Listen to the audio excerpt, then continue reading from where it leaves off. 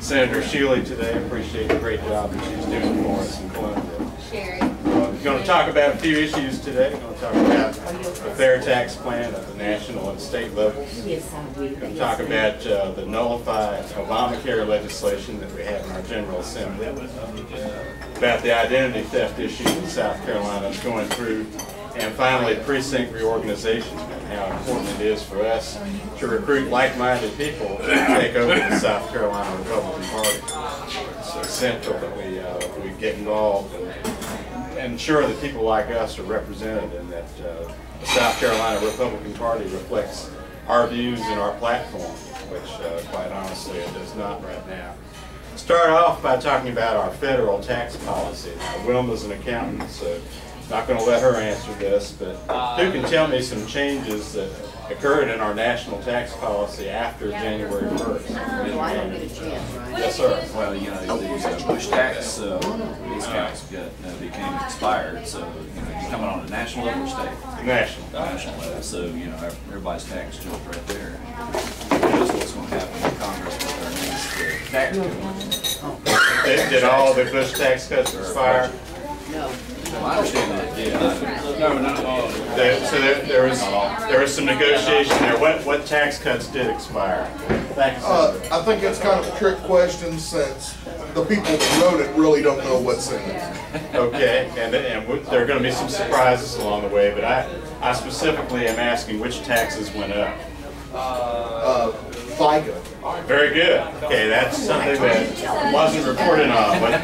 What they were focusing on in the negotiations was people in the upper income brackets, and they said taxes won't go up for anybody making less than X amount of dollars, and that's not true because there was a temporary 2% reduction in the Social Security payroll tax, and that went away, and so that meant a 2% increase in the Social Security payroll tax. So now we've had a month where people have had a chance to look at their pay stubs and go, whoa, this number is smaller than it was last month. They don't know why, because the media really didn't report on that. So already there are reports out showing that consumer confidence is plunging because people don't have the take-home pay that they did a month ago, which means their purchasing power is less, and that hurts the entire business community. So that 2% is a big deal when it comes to businesses being able to maintain their customer base. What other taxes went up from the Bush tax cuts of 2001 and 3? The estate tax. Okay, the estate tax did go up. It's now 40% with a $5 million exemption. So it was not as bad as it could have been before the Bush tax cuts. The exemption was only $675,000, and the top rate was 55%. So while it's bad, and I think that's probably the worst tax there is because families have been taxed for generations on the money they've accumulated, but it could have been worse. So we'll look at that. So that did go up. What else went up? Married filers over 400,000. Very good. Married filers over, I think it was 450,000. I'm not allowed to answer. You're an accountant. Not a fair competition. Oh, okay. Thank you. And over 2/3 of people in that category are small business owners. So what you're basically doing is you're decreasing the revenue stream for a small business owner to operate his or her business. So that's a negative on the economy. The capital gains tax went up. Were you going to say that? I just told her bye. Okay. Capital gains tax is the tax that you pay on the profits from the sale of stock or assets, and that went from 15% to 20%. So that went up. Yes, sir. That's why there was such a large spike last month. Investors cashing out. That's right. For example, former Vice President Al Gore sold his broadcast network to Qatar, to Al Jazeera, and closed the deal to get the 15% rate instead of the 20% rate. So those are just changes from the Bush tax cuts of 2001, 2003. Are there any additional taxes that we paid starting January 1st? Yes, sir.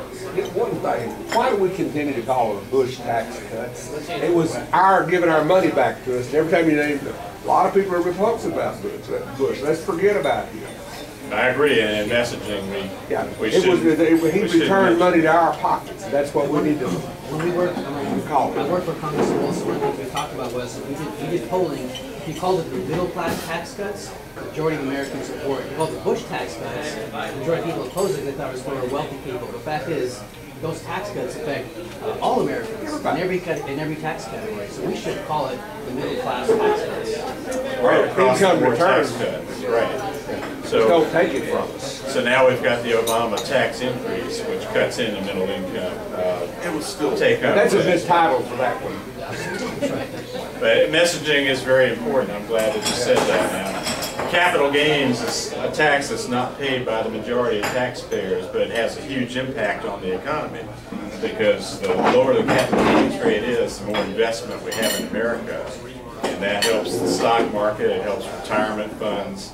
It has a big overall impact on the economy. Equipment purchases will increase when that tax is low, or as I'll say, if it's zero. And that's where we need to go. But in addition to increasing the tax rates that we already mentioned, there are new taxes, and that's part of Obamacare. So one thing that you need to know is without our income tax code, we could not have Obamacare. The mechanism to fund the Obamacare program is our income tax code, and it's so pliable and mutable that they're able to levy taxes in that funds the Obamacare programs. And that's something that everybody needs to be aware of. So if we repeal the income tax, then they won't be able to fund Obamacare anymore. So I'll explain how that can happen. But there's an additional 3.8% capital gains tax on dividends, which stocks pay out based on profits, and then an additional tax on on Medicare that applies to upper income earners. Now, once again, a lot of people think that doesn't affect them, but if the upper income earner is your boss and that person has to scale back on hours or lay people off, it does affect you. So it has a negative overall impact on the economy. So that's something that wasn't really discussed when they were debating the legislation, that there are layers of taxes that fund Obamacare. And also on the profit of selling homes. A lot of realtors weren't aware of that when the bill got passed. It certainly is. You know, and part of that inheritance tax and everything, most people don't realize it. You know, we've lost 70% of the farms in America individually owned because of the inheritance tax. That's right. 70% of the individual farms, they're not here anymore. Right, they can't afford to pay the tax, so they have to sell the farm. Yeah, they just, Right, so it's a very damaging impact that a lot of people aren't even aware of because they don't think it applies to them. Let me just take you through all the layers of taxes in our federal tax code. It's really amazing when you think about it. It just builds up. I'm going to talk about all the different taxes that we have. We've got the personal income tax, which gets withheld from your paycheck, or if you're a business owner, you pay quarterly estimated personal income tax. We've got the corporate income tax, which went up to 39.6%, and it's the highest in the industrialized world. So while European socialist countries are lowering their corporate income tax, we raised ours, and it's the highest in the world. So one of the big reasons why businesses relocate overseas is because they have a better environment for doing business overseas than they do in America. That's why profits overseas don't come back to America, because they're going to be subject to that 39.6% tax rate. Yet you have corporations like General Electric that have all kinds of special interest exemptions, and they pay zero federal income tax. So it doesn't apply the same to everybody. That's a big flaw with our tax system. Of course, we know about our Social Security and Medicare payroll tax. It's a total of 15.3%. Half of it's paid by the employee and half by the employer. If you're self-employed or you're a business owner, you pay a double tax on that. You pay both ends of it, and you pay matching funds for all of your employees. And here's what none of our politicians are talking about, and we need to make them talk about it. We cannot possibly sustain Social Security or Medicare with that 15.3% payroll tax. Right now, it's bleeding hundreds of billions of dollars in the red, meaning that we're paying out hundreds of billions of dollars more each year than we collect. And there's what's called a trust fund. It's nothing but an IOU. There is no trust fund. Over the decades, they've collected $2.5 trillion more than they paid out. That's on paper, but the money's already been spent. It's not in an account. It's not out there to pay you when you're ready to collect on it. So we need to have an honest discussion about this, which we didn't have in the presidential campaign, that we will not be able to fund these programs using 15.3% payroll tax. So just understand that. It's a long-term problem. We're talking about tens of trillions of dollars of future obligations that we can't possibly pay.